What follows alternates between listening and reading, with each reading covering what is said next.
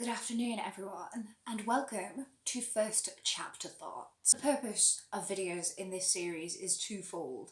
It is first to read the first chapter of a book so that, people who are interested in it can get a little feel for it and then maybe decide if they want to go and read it for themselves. Secondly, I'm going to go into some of my more literary thoughts about the first chapter, how it sets us up for the book in general, and whether I think it's, a good first chapter or not. So since we're doing a bit of story time today, I've brought a bear. This bear is called Montague. He's very special to me. You can go and grab a bear of your own if you so wish. I'm not going to stop you.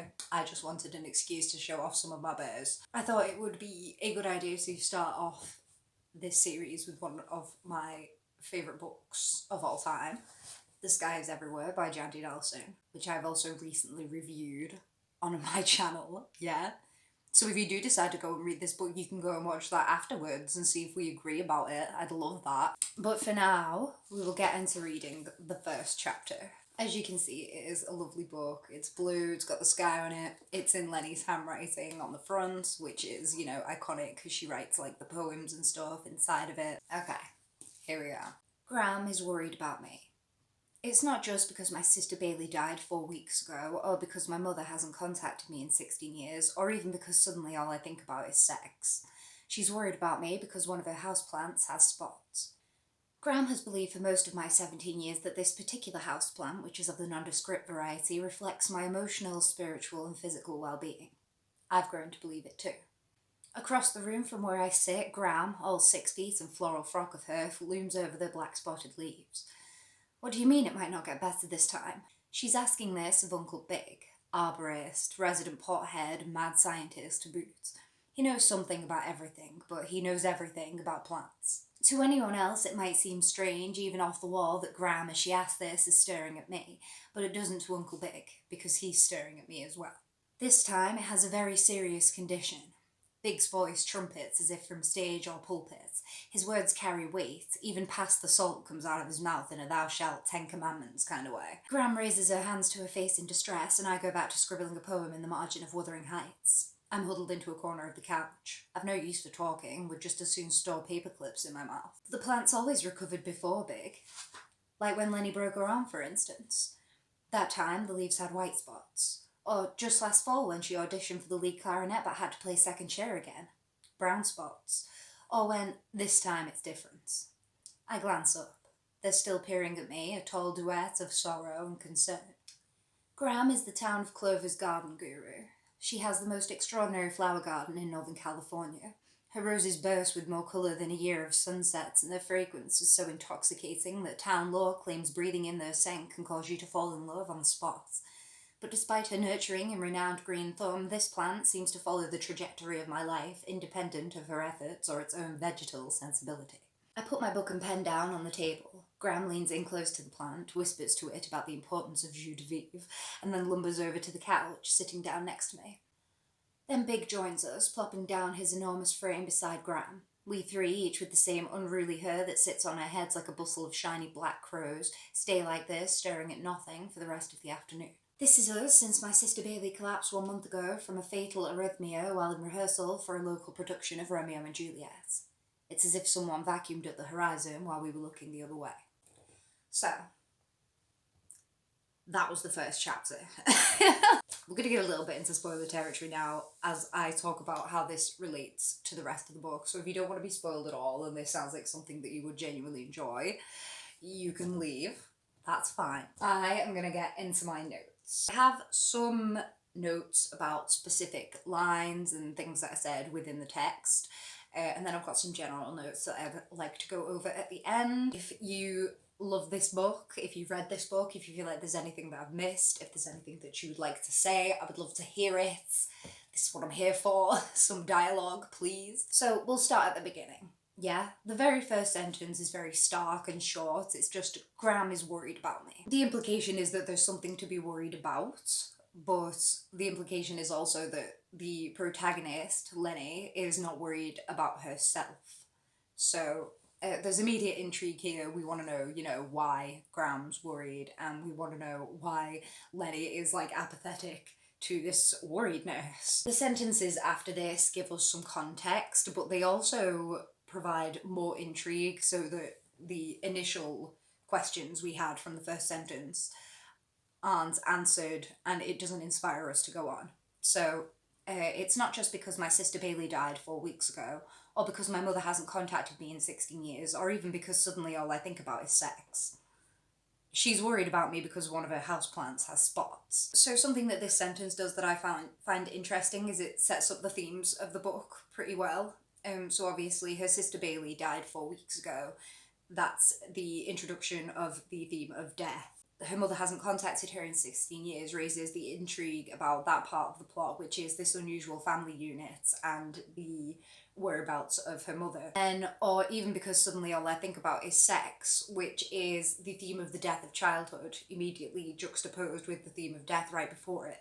These things are intertwined all the way through the text. It's interesting that Nelson manages to set it up so quickly within the first paragraph. Even the fifth line, she's worried about me because one of her houseplants has spots, introduces this strange underlying magical elements that is so prevalent in all of Nelson's writing. It's not right out confirmed anywhere in this book that magic is real, but there is such a romantic and magical element to the writing that it's impossible to say that it isn't also, right? And that's one of the things that I love about it. So we move on to the second paragraph, and this introduces Graham as more than just some vague person who's worried about Lenny, right? So Graham believes that this houseplant is somehow spiritually connected to Lenny, and she can tell how Lenny's feeling based on how this houseplant looks, right?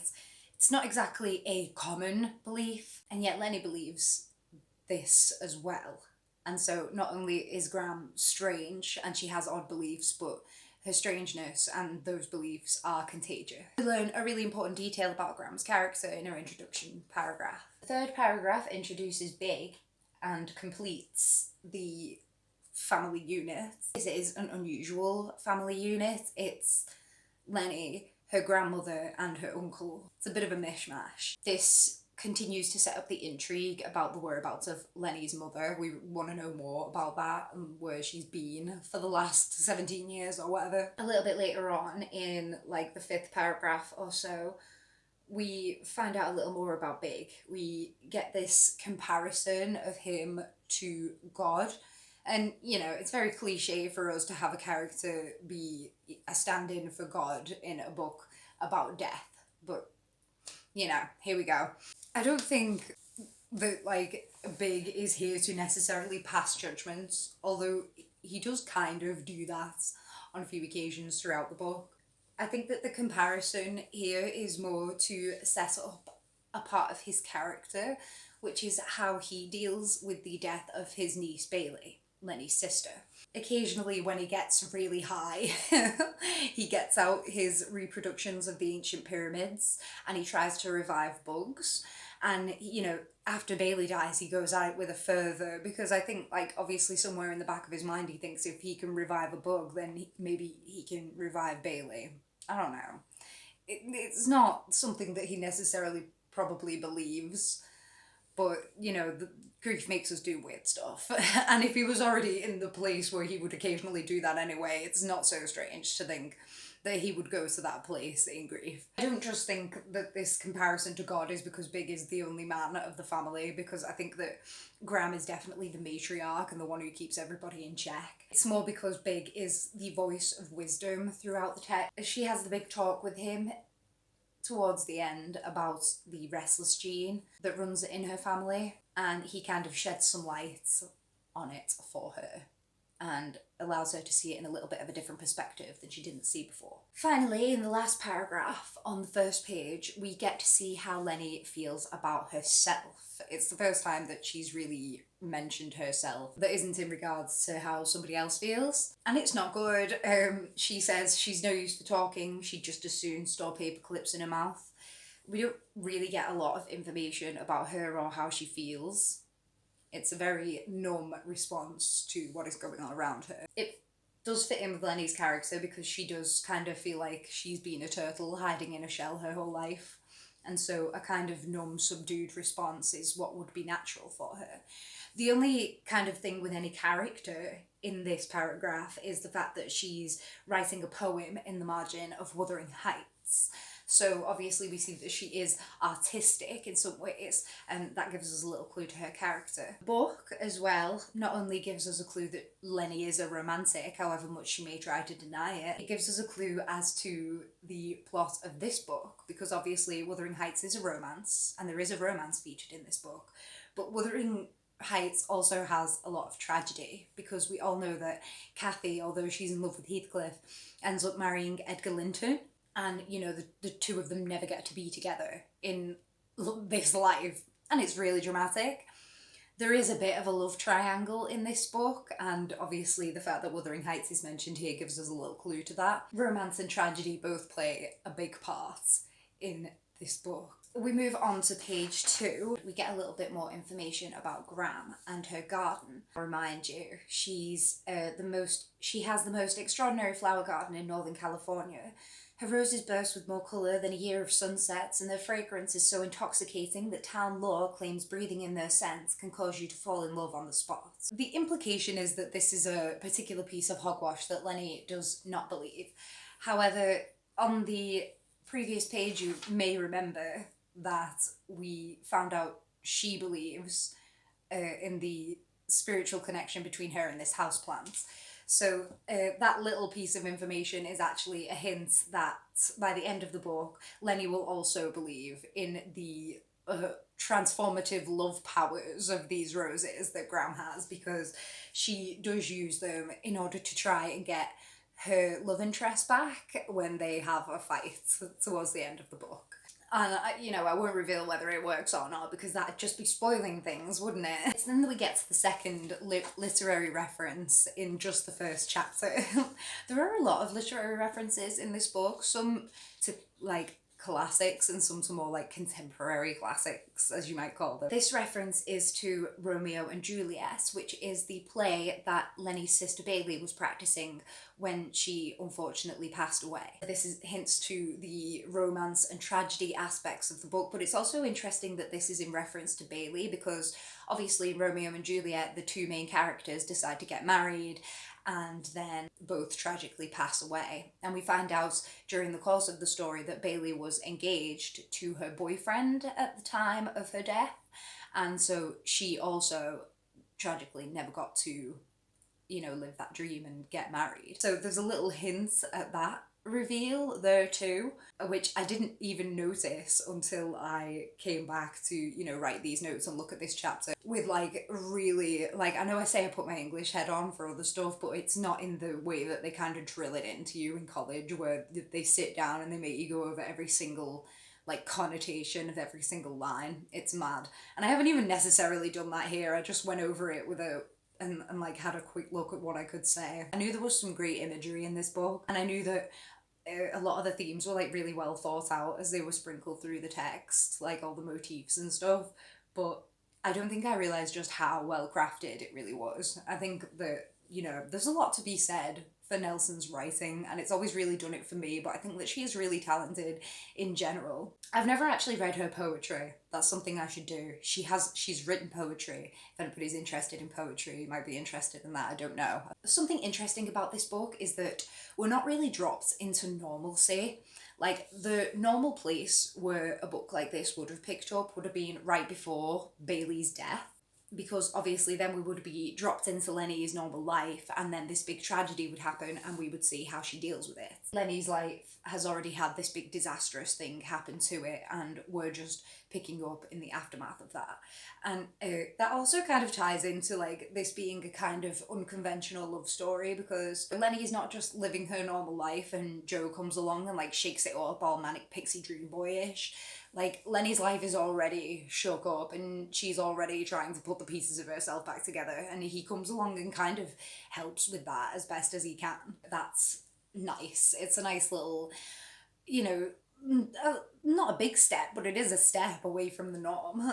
This first chapter is short, but we do learn a lot, and it does set up all the relevant themes and stuff of the story. We learn about her absent mother, we learn about the death of her sister, we learn about Lenny's artistic tendencies through the prose, the fact that she's writing a poem and she likes Wuthering Heights. Graham mentions that she plays the clarinet, which is also, you know, a big part of the book. We also introduce Graham and Big, who are the two members of her family who are really important, other than Bailey. And we even have hints at the romance through the literary references, although I do enjoy the fact that we're not immediately introduced to the love interest in the first chapter, and we do get a chance to see Lenny as a person without this love interest for a little bit at least first. There's also a lot of plant imagery, and like Graham's garden and Big works with trees, and you know, the house plants that represents Lenny's life and the magical roses.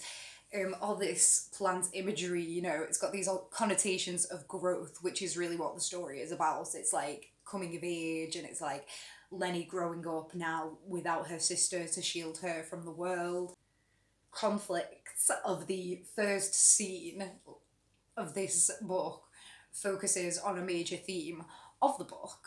So that's really nice. I think it's a really good first chapter. I think it sets up a lot of intrigue. And obviously I think it's beautifully written. Like, let's look at the last line. Last, appropriate, right? The last line is, "It's as if someone vacuumed up the horizon while we were looking the other way."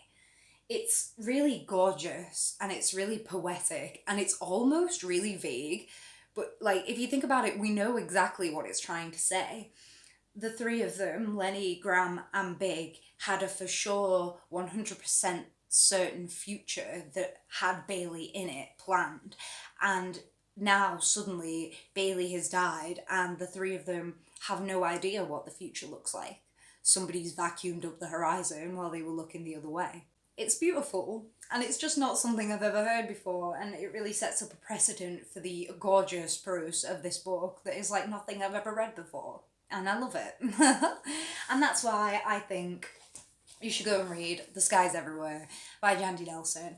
I hope you've enjoyed this first little instalment of first chapter thoughts. Me and Montague definitely have. I shall do one of these occasionally when I feel like it. Bye!